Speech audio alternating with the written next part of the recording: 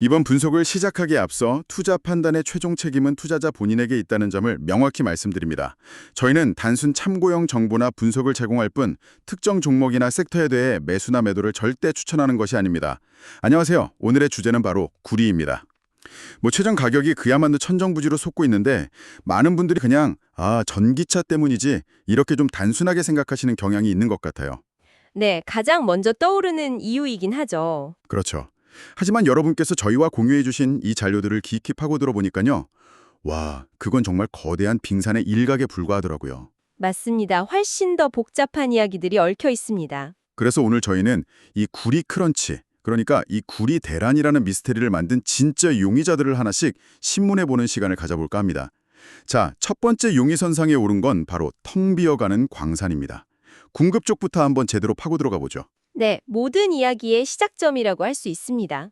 이 자료들을 종합해서 보면요. 현재 구리 공급망은 뭐랄까, 단기적인 문제랑 장기적인 구조적 결함이 동시에 터져 나오는 그야말로 내우외환의 상황에 처해 있어요. 내우외환이요? 네. 우선 단기적으로 보면요. 갑자기 환경 규제가 확 강화된다거나 아니면 주요 광산에서 예측 불가능한 노사 분규가 뻥 터지는 일들이 있었어요. 이것 때문에 올해 생산 기획에 직접적인 차질이 생긴 거죠. 잠깐만요. 근데 전문가님, 광산 파업이나 규제 강화 같은 이슈는 사실 원자재 시장에서는 거의 연례 행사 같은 거 아닌가요? 수십 년간 늘상 겪어온 일인데 왜 지금 이 문제가 갑자기 가격 폭등의 핵심 원인으로 지목될 만큼 이렇게 심각해진 건가요? 이번엔 도대체 뭐가 다른 겁니까? 아하, 아주 날카로운 질문이십니다. 바로 그 점이 핵심이거든요. 예전에는요, 한두 곳에서 문제가 생겨도 다른 광산이 생산량을 좀 늘려서 충분히 메꿀 수 있는 그런 여력이라는 게 있었어요. 버퍼가 있었던 거죠. 네네, 일종의 완충지대가 있었군요. 그렇죠. 하지만 지금은 그 여력이 완전히 사라졌습니다. 그리고 그 가장 근본적인 원인이 뭐냐? 바로 전 세계 주요 광산의 광석 품위, 영어로는 ore grade라고 하죠. 이 품위가 구조적으로 그리고 돌이킬 수 없이 계속 낮아지고 있다는 사실에 있습니다. 광석품이요? 그거 혹시 땅을 팠을 때 나오는 흙이랑 돌 속에 순수한 구리가 얼마나 섞여 있느냐, 그 함량, 그 순도를 말씀하시는 거죠? 네, 정확합니다. 이게 낮아진다는 건 비유하자면 마치 금을 캐려고 강바닥을 막 긁은데 예전보다 사금은 점점 줄고 모래만 잔뜩 나오는 그런 상황이랑 비슷한 거군요. 와, 완벽한 비유입니다. 딱 그거예요. 예전에는 예를 들어 흙 1톤을 파내면 구리가 10kg이 나왔다고 쳐요. 네네. 근데 지금은 5kg, 심한 곳은 3kg밖에 안 나오는 시기입니다. 와, 거의 절반 혹은 그 이하로 뚝 떨어진 거네요. 맞습니다. 그럼 같은 양의 구리를 얻기 위해서 어떻게 해야 할까요? 두세 배의 흙을 더 파고 그걸 또 처리하고 운반해야 하니까 당연히 비용은 기하급수적으로 늘고 생산량은 한계에 부딪히는 거죠. 정말 심각하네요. 근데 설상가상으로요. 이런 어려운 상황을 타게 해줄 새로운 대규모 광산 발견 소식도 최근 몇 년간 거의 끊겼습니다. 의미 있는 광산 하나를 발견해서 실제 생산까지 들어가려면 최소 10년, 길면 15년 이상 걸리거든요. 그렇게 오래 걸려요? 네, 그런데 미래를 책임져 줄 그 파이프라인이 사실상 지금 텅 비어 있는 상태라고 보시면 됩니다. 알겠습니다. 그러니까 과거에 있었던 그런 단기적인 충격들은 뭐랄까 튼튼한 댐에 그냥 돌멩이 하나 던지는 수준이었다면 지금은 그 댐 자체가 막 얇아지고 여기저기 금이 간 상태라 작은 돌멩이 하나에도 전체가 무너질 수 있는 그런 위험에 처했다. 이렇게 이해하면 되겠네요. 네, 아주 정확한 정리입니다. 그런데 듣다 보니 더 이상한 점이 있습니다. 자료를 보면 이렇게 원료인 구리 정광 수급은 어려운데 그걸 가공해서 순수한 구리로 만드는 재련소는 오히려 전 세계적으로 계속 늘어나고 있다고요? 이건 좀 앞뒤가 안 맞는 이야기 아닌가요? 원료가 없는데 공장을 더 짓는다니요? 바로 그 지점이 공급망의 두 번째 급소, 즉 공급망 내 불균형 문제입니다. 비유하자면 최신식 빵 공장, 그러니까 재련소는 잔뜩 지어놨는데 정작 가장 중요한 원료인 밀가루, 즉 구리 정광이 없어서 공장을 제대로 못 돌리는 아주 역설적인 상황이 벌어지고 있는 겁니다. 그럼 공장들은 서로 그 부족한 밀가루를 가져오려고 웃돈이라도 줘야 할 판인데 여기서는 오히려 그 반대 현상이 나타난다고요? TRCC라는 수수료가 급락하고 있다고요? 이게 도대체 무슨 상황이죠? 바로 그 역설이 현재 공급망이 얼마나 심각하게 병들었는지를 보여주는 아주 강력한 신호입니다. TRCRC, 그러니까 Treatment and Refining Charges의 약자인데요. 네, TRC, RC. 이게 뭐냐면 재련소가 광산회사로부터 구리 정광을 받아서 처리해주고 받는 일종의 가공 수수료예요. 그런데 일감, 즉 정광이 너무 없다 보니까 재련소들끼리 우리가 더 싸게 해줄게, 제발 우리한테 물량을 줘, 이러면서 그야말로 출혈 경쟁을 벌이는 겁니다. 아, 그러니까 수수료를 깎아주면서까지 일감을 따내려고 하는 거군요. 맞습니다. 재련소들은 지금 사실상 손해를 보면서 공장을 돌려야 하는 상황이고, 이건 공급망 전체의 수익성을 심각하게 갉아먹는 악순환으로 이어지고 있습니다. 이야, 정말 복잡하네요. 그러니까 공급 파이프는 원료 부족으로 점점 좁아지고 있는데 중간 밸브라고 할 수 있는 재련소는 제 기능을 못해서 압력만 높아지고 있는 그런 상황이군요. 네, 꽉 막힌 상태죠. 자, 그런데 이런 막힌 파이프 반대편에서 누군가 수요라는 이름의 수도꼭지를 정말 상상 이상으로 세게 틀어버린다면 어떻게 될까요? 여러분이 주신 자료 속에 등장하는 에너지 전환이라는 단어는요, 이게 단순한 수도꼭지가 아니라 그야말로 거대한 댐의 수문을 활짝 열어젖히는 것처럼 보입니다. 네, 맞습니다. 공급 부족을 거의 임계점으로 몰고 가는 거대한 동력이 바로 이 수요의 폭발입니다. 특히 녹색 에너지 전환은 구리 수요의 패러다임을 완전히 바꾸고 있다고 해도 과언이 아니에요. 패러다임을 바꿀 정도인가요? 네, 가장 상징적인 게 바로 전기차, EV죠. 우리가 보통 타는 내연기관차 한 대에는 평균적으로 한 20kg 정도의 구리가 들어가거든요. 네, 20kg요. 그런데 전기차에는요, 그 4배에 달하는 80kg 이상이 필요합니다. 모터, 배터리, 각종 전선들, 그냥 차 자체가 구리 덩어리라고 봐도 될 정도죠. 와, 4배요? 그 정도일 줄은 몰랐네요. 근데 차량 자체뿐만이 아닐 것 같아요.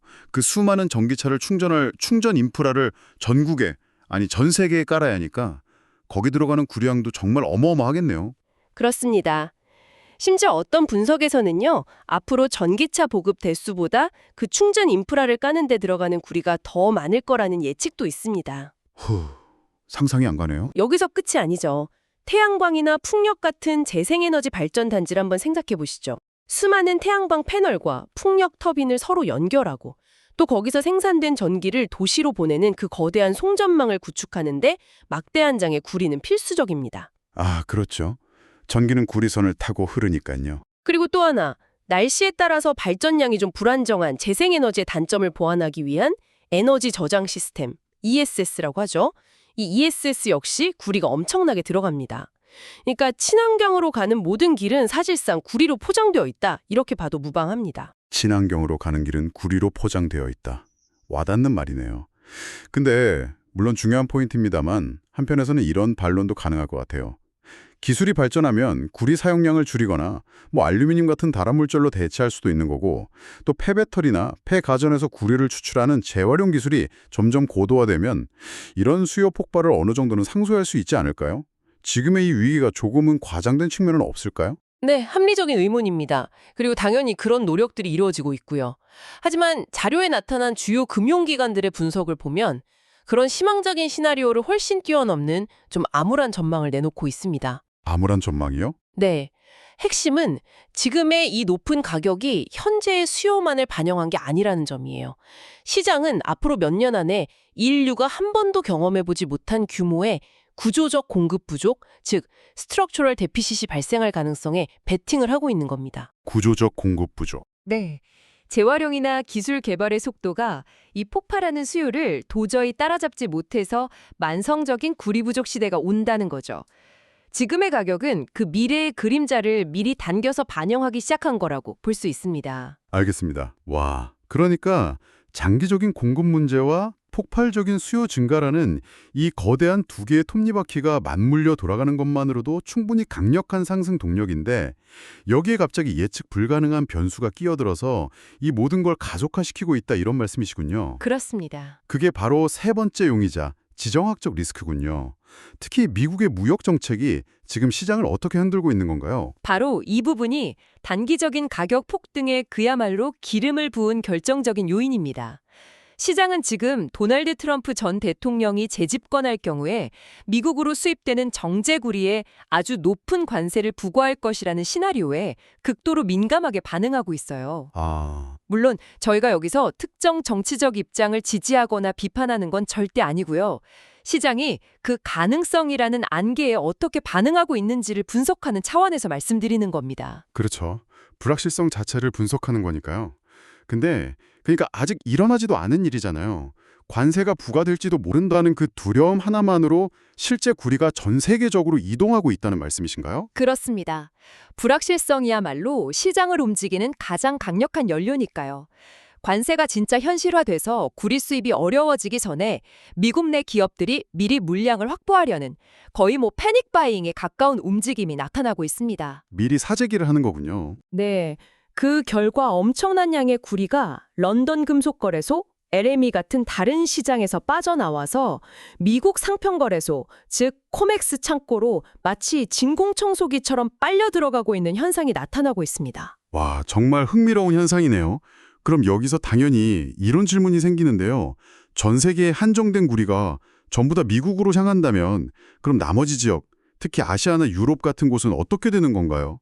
그냥 손 놓고 보고만 있어야 하는 건가요? 바로 그 지점이 글로벌 시장의 불안을 증폭시키는 핵심입니다. 자료에 나온 표현 그대로 나머지 세계에 남을 금속이 충분치 않을 것이라는 그 우려가 지금 현실이 되고 있습니다. 남을 금속이 없다. 네, 미국으로 구리가 쏠리면서 아시아와 유럽 시장에서 구할 수 있는 실물 재고가 급격히 줄어들고 있어요. 특히 세계 최대 구리 소비국인 중국의 창고 재고가 예상보다 훨씬 빠른 속도로 소진되면서 미국 외 지역은 그야말로 재고가 바닥을 드러내고 있는 상황입니다. 재고가 바닥났다는 건 이건 외부 충격에 극도로 취약해졌다는 의미로 들리는데요. 비유하자면 저수지물이 바닥까지 다 말라버려서 가뭄이 조금만 더 들어도 도시 전체의 물 공급이 끊길 수 있는 그런 아슬아슬한 상황처럼요. 네, 정확합니다. 글로벌 시장 전체가 아주 팽팽하게 당겨진 고무줄처럼 변해버린 겁니다. 이런 상황에서는요, 아주 작은 공급 차질, 예를 들어 칠레의 작은 광산 하나가 며칠만 멈춰도 가격이 걷잡을 수 없이 폭등할 수 있는 극도로 취약한 구조가 만들어지는 거죠.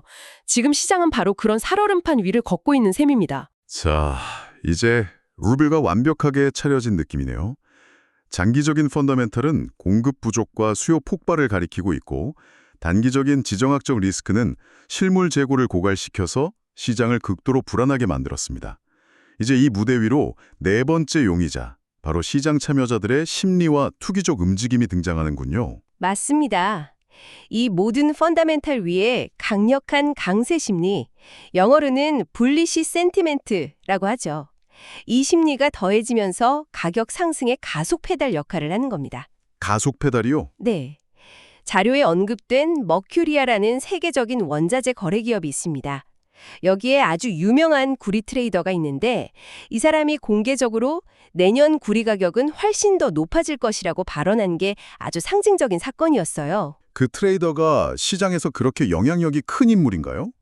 마치 특정 유명 투자자가 한마디 하면 주식시장 전체가 출렁이는 것처럼 이 사람의 발언 하나가 시장의 방향을 결정할 정도의 힘이 있는 건가요? 네. 그 분야에서는 시장의 흐름을 읽는 데 있어서 가장 권위 있는 목소리 중 하나로 꼽힙니다. 그런 인물의 공개적인 발언은 시장 참여자들에게 이 방향이 맞구나 하는 확신을 심어주는 아주 강력한 신호가 되거든요. 네네. 그리고 이게 헤지펀드 같은 투기 세력들이 가격 상승에 베팅하는 롱 포지션을 대규모로 쌓아가는 일종의 기폭제가 되는 거죠. 미래에 가격이 오를 것을 예상하고 미리 사두는 계약을 경쟁적으로 마구 늘리는 겁니다. 근데 이렇게 모두가 한 방향으로, 그러니까 가격 상승에만 베팅하고 있다면 이건 그 자체로 또 다른 위험을 만드는 것 아닌가요? 소위 말하는 가장 붐비는 거래가 되는 건데요. 바로 그 지점에서 쇼트 스퀴즈라는 아주 극단적인 시나리오의 가능성이 고개를 듭니다. 자유에서 은시장의 사례를 굳이 언급한 것도 바로 이 때문이에요. 쇼트 스퀴즈. 쇼트 스퀴즈는요, 소수의 투자자들이 가격 하락에 베팅하는 쇼트 포지션을 잡고 있는데 예상과 달리 가격이 폭등하면서 발생합니다. 손실이 눈덩이처럼 불어나는 걸 막기 위해서 이 사람들은 어쩔 수 없이 비싼 값의 구리를 다시 사들여서 빌린 것을 갚아야만 하는 상황에 몰리는 거죠. 아, 그러니까 이거 가격 무조건 떨어진다고 장담하고 남의 구리를 빌려서 시장에 팔아치웠는데 갑자기 가격이 막 폭등해서 울며 겨자 먹기로 예전에 판 값의 몇 배를 주고 다시 사서 갚아야 하는 그야말로 공포스러운 상황을 말씀하시는 거군요. 네, 맞습니다. 바로 그 과정에서 손실을 줄이기 위한 매수가 가격을 더 올리는 매수를 부르고 또 그 매수가 더 큰 손실을 부르면서 가격이 펀더멘털과 전혀 상관없이 비이성적으로 폭등하게 되는 현상입니다. 끔찍하네요. 지금 구리시장처럼 실물 재고는 바닥인데 가격 상승에 대한 투기적 베팅만 과도하게 몰려있는 상황은 정말 작은 불씨 하나만으로도 이런 쇼트 스퀴즈가 발생할 수 있는 매우 위험한 조합이라고 할 수 있습니다. 알겠습니다. 자, 그럼 이제 흩어져 있던 모든 퍼즐 조각을 한번 맞춰보죠. 오늘 이야기를 쭉 종합해보니까요. 이 구리 가격 급등은 정말 하나의 원인으로 설명할 수가 없는 여러 요인이 아주 절묘하게 섞여서 만들어진 일종의 퍼펙트 스톰 같다는 생각이 드네요. 아주 정확한 표현이십니다. 퍼펙트 스톰. 이 복잡한 현상은 세 단계로 딱 정리할 수 있을 것 같아요. 세 단계요. 네. 첫째, 모뎀덧의 기반이 되는 장기적 구조가 있습니다. 앞서 말씀드린 탈탄소화라는 폭발적인 소요혁명, 그리고 신규 광산 부재 및 품위 저하라는 만성적인 공급 제약, 이 두 가지가 만나서 거대한 구조적인 가격 상승 압력을 만들고 있는 거죠. 단단한 기반이 이미 깔려 있었군요. 그리고 그 기반 위에 예측 불가능한 단기 충격이 더해진 거고요. 그렇습니다. 두 번째가 바로 단기적 충격입니다. 미국 관세라는 지정학적 불확실성이 갑자기 나타나서 글로벌 구리 재고를 미국으로 싹 빨아들이면서 시장의 취약성을 극대화시켜버렸죠. 이것이 가격 급등의 직접적인 도화선이 됐다고 볼 수 있습니다. 그리고 마지막으로 그 활활 타오르는 불길을 더 키운 가속 페달이 있었죠. 네, 맞습니다. 마지막 가속 페달은 바로 시장의 강세 심리였습니다. 이 모든 펀더멘탈을 기반으로 가격은 무조건 더 오른다는 시장의 믿음과 투기적 자금이 한꺼번에 유입되면서 상승세에 엄청난 속도를 붙였고 결국 누구도 예상치 못했던 사상 최고치를 만들어낸 것입니다. 장기 구조, 단기 충격, 그리고 가속 페달, 이 세 가지 요소의 완벽한 조합인 셈이죠. 오늘 우리는 구리 가격을 움직이는 경제적, 지정학적, 그리고 심리적 요인들까지 정말 아주 깊이 있게 들여다봤습니다. 여기서 한 걸음 더 나아가서 청취자분들께 이런 질문을 한번 던져보면 어떨까요? 네, 좋습니다.